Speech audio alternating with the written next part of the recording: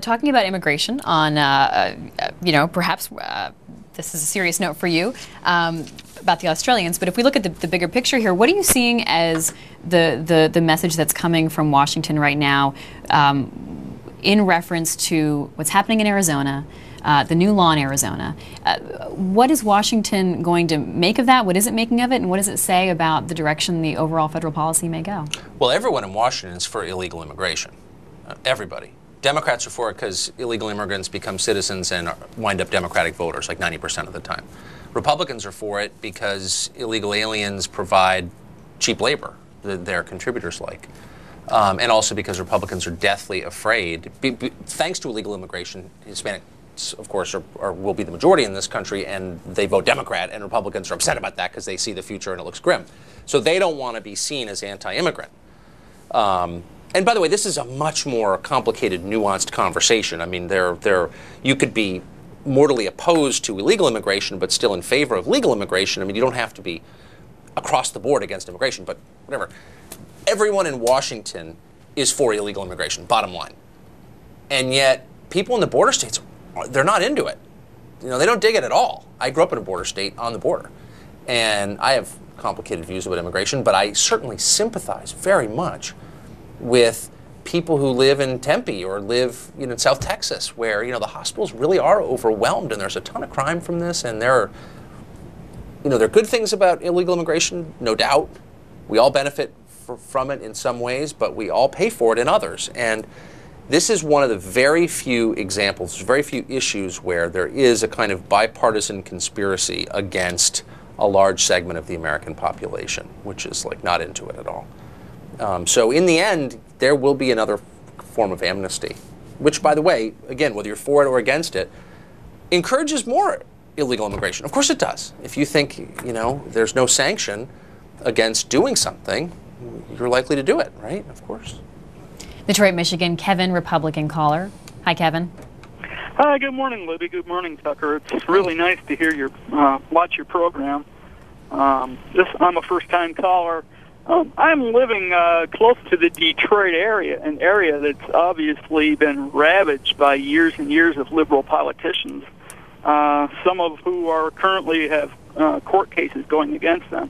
The thing that I have noticed is the demonization of BP, the characterization of it as being a big Republican corporation, when in fact they've been a major contributor to the Barack Obama campaign.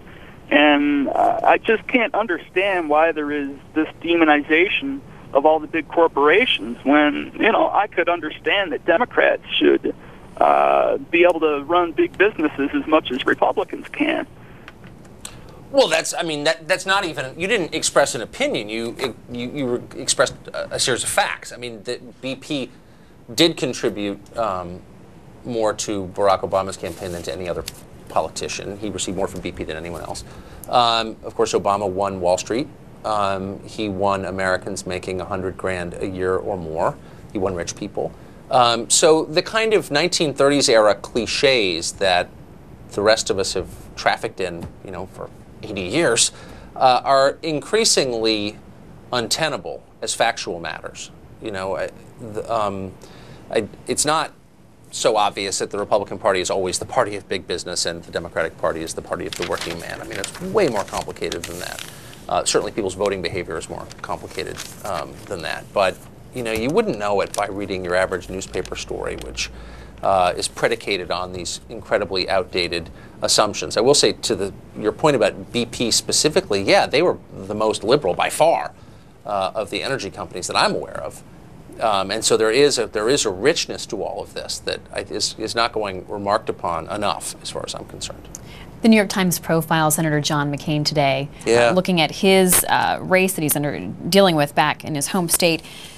But less than 2 years after he was defeated by Barack Obama, nothing seems quite the same for Senator John McCain, who has gone from being his party's candidate for president, rallying 1,000 supporters at a Florida football stadium, to furiously defending his Senate seat before a 60 recession-weary residents in a Hampton Inn in Arizona. And it goes on to report that Mr. McCain's new position is one of defense, fending off a primary fight from the right flank of his party in the form of former Representative J.D. Hayworth, as well as withering criticism of his former position on immigration from constituents. What does the battle that Senator McCain's facing right now politically tell you about the mood of the country, the mood of Arizona?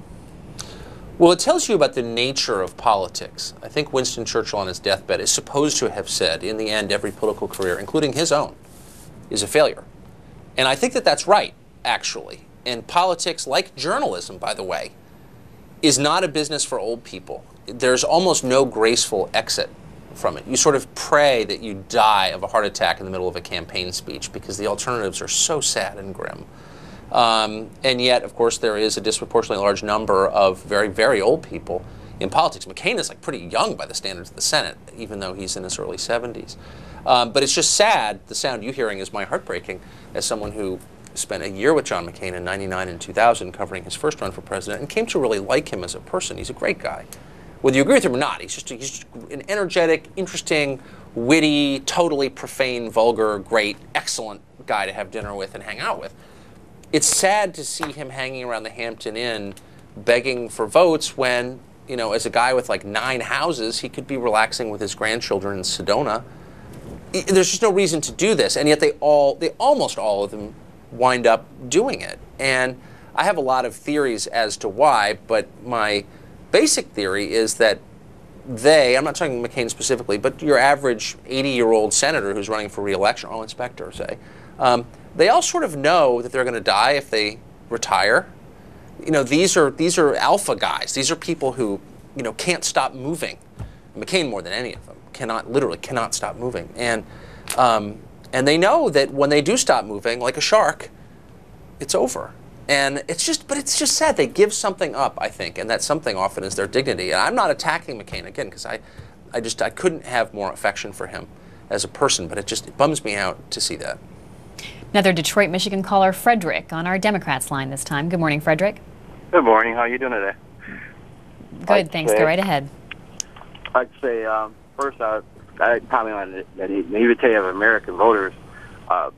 President Obama is not God. He cannot stop an almost a mile down. Neither can BP. Neither can you or me.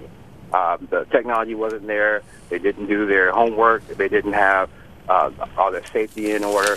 So that's kind of ridiculous all around. As far as holding them up and getting the money, it's a stopgap measure. It may cost a lot more than that. But it keeps BP from going, stock from dropping. It keeps a lot of people apprehensions from getting too out of hand. I'll move on to something else. I'm a vet. I support my vets. We're pulling out of Afghanistan and pulling out of the war is politically suicide because not only for Obama, but for America in general, because it makes us less safe. And that's the job of the president, foremost and utmost, and most American has to keep us safe. Well, to go back to your first point, Obama is not God. There's a word for that, caller. It's called blasphemy. And I think you know perfectly well that if the president wanted to fix this bill, he could part the Gulf, walk 20 miles out, and do it himself. But he's chosen not to teach the rest of us a lesson. Is that what Americans really do? Oh, ye of little faith. Do you think that's what the public really expects? Yes, I do. I do, actually. No, I do. I mean, certainly, no president has ever been worshipped by his staff and supporters to the extent that this president is. I mean, there's just no question about it. And that's probably a bad thing for him. That will hurt him in the end. But that's true. But as a separate matter, a more general matter, people expect too much from their government. And I'm not saying that's a philosophical right-winger or libertarian, though I am, of course.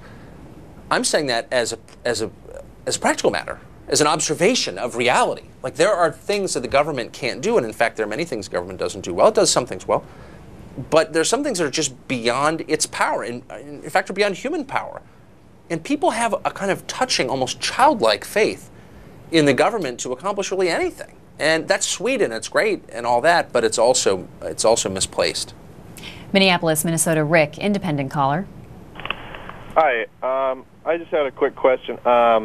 With Obama and the administration's as such seeming environmentalists, and with the 6-month moratorium on deep water drilling, I was curious about point I had heard that there was a $2 billion loan given to Petrobras or something like that, and apparently they dig much deeper. I was wondering if there were any holes in that claim and what Tucker's opinion on that might be.